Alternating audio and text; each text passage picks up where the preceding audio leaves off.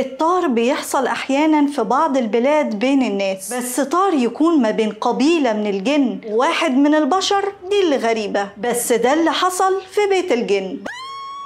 بدأت الحكاية في تونس لما زار الشيخ عبد المجيد البغدادي والشيخ الجريدي بيت قديم جدا في منطقة اسمها المحمدية عشان يقروا قرآن في البيت ده، لأن العيلة اللي كانت عايشة في البيت ده كانوا بيشوفوا حاجات غريبة جدا، والعيلة دي كانت عبارة عن أم أرملة وولدين. ولاحظ الشيخ البغدادي إن الولد الكبير ظاهر عليه أعراض الجنون، ولما سأل الأم عن حالته قالت له إنه كان طبيعي جدا، لحد ما دخل سرداب تحت الأرض في منطقة جنب بيتهم كان اسمها الدواميس، ومن بعدها اختفى وما ظهرش غير بعد 2 وهو في حالته دي. ولما سألها على اللي بتشوفه في البيت قالت له انها بتشوف ناس عريانة ملهمش رجلين وكأنهم طايرين في البيت، ودايما يظهروا فجأة ويختفوا فجأة، وكمان بتسمع أصوات غريبة جاية من تحت الأرض ومن جوه الحيطان. واللي الست حكيته ده كوم، واللي ابنها الصغير حكاه عن الحلم اللي شافه وبعدها اتكسرت سنة من سنانه كوم تاني، لأنه قال إنه في يوم من الأيام كان قافل باب أوضته عليه وبيصلي المغرب، ولما خرج من الأوضة لقى قط أسود نايم وراسه ملفوفة عكس جسمه بشكل غريب جدا، فكان فاكر إن القط ده ميت فزقه بعصاية عشان يتأكد، فاتحرك القط فجأة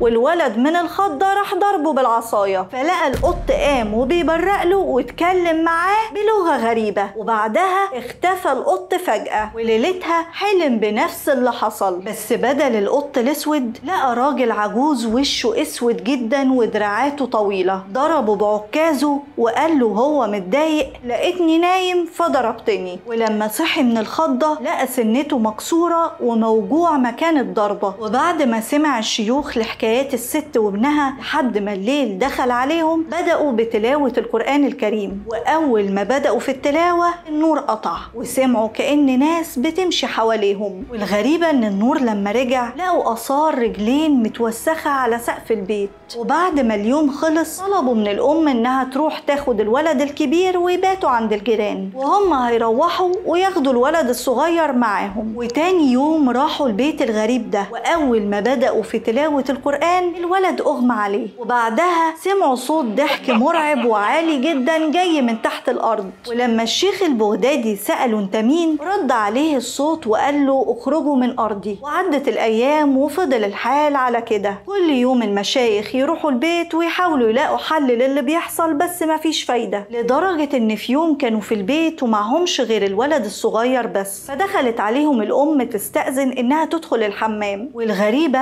ان في نفس اللحظة دي سمعوا صوت خبط على الباب، ولما راحوا يفتحوا لقوا ان الأم هي اللي بتخبط، وده بالرغم ان الحمام مكانه ظاهر للي قاعد بره، يعني لو كانت خرجت من الحمام كانوا هيشوفوها. وبيقول الشيخ البغدادي انه في ليلة حلم انه دخل في سرداب تحت الارض ضيق وضلمة جدا كأنه قبر، والغريبة انه لما حكى للشيخ الجريدي قال له انه برضه هو كمان حلم نفس الحلم، ولما سألوا الام قالت لهم انه هو ده المكان اللي ابنها دخله وخرج منه مجنون، وطلبوا منها انها تدلهم على مكان السرداب، وفعلا ودتهم المكان. بعد صلاة الفجر نزلوا السرداب ولقوه زي ما شافوه في الحلم بالظبط، وفضلوا ماشيين جوه السرداب حوالي مدة 10 دقايق. بس الغريبة انهم لما خرجوا منه لقوا نفسهم في صحراء وان الدنيا ليل مش نهار زي ما دخلوه، ولما بصوا وراهم على المخرج لقوه اختفى في الصحراء، ففضلوا يمشوا لحد ما لقوا من بعيد بيوت من طين بيخرج منها نار، ولما قربوا شوية على البيوت دي سمعوا غنى ومزيكا كأن في فرح، ولما وصلوا لقوا ناس بترقص حوالين نار بس ملهمش ظل ولا حتى رجليهم ليها أثر على الرملة. وهنا عرفوا المشايخ ان دول مش بني ادمين وانهم من الجن، لحد ما ظهر لهم واحد راكب جمل اسود وعلى راسه تاج من الخشب مرصع بالحشرات،